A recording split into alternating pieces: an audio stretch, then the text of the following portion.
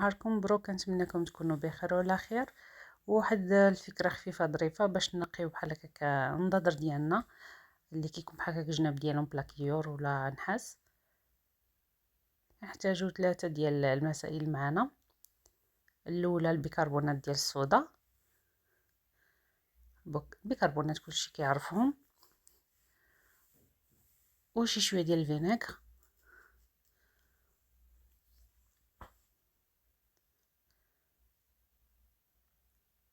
وسينيال اي نوع هكا كيكون معكم في الدار. هذه راه قربت صفوه. وشويه ديال الصابون ديال اللي كنغسلوا به الماء ديالنا نورمال، وشي شيته كتكون هكاك ما كتخدموش بها،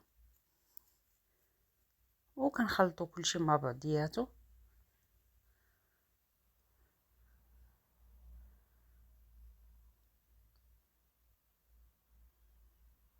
شتو الخليط كيفاش كيعود بحال هكاك التفاعل ديال البيكربونات الصودا مع الفينيغ، وكنحركو بحال هكا مزيان، ومن بعد كنبداو نحكو بحال هكاك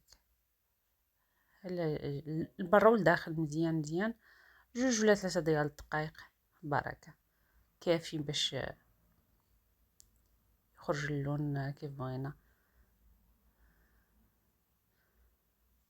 ومن بعد كنحاولوا نمسحوهم بحال هكا بشي شيفونه رطبه ولا كلينكس، ولا نمسحوهم مزيان مزيان من الماء باش ما يبقاش فيهم الماء. وها النتيجه كي شفتوها. وكنتمنى الفيديو يعجبكم. الا عجبكم ما تنسونيش بالبارطاج وما تنسونيش بلايك، واللي ما مشاركش في القناه يشارك في القناه. وكنقول لكم بسلامه حتى نهار اخر ان شاء الله.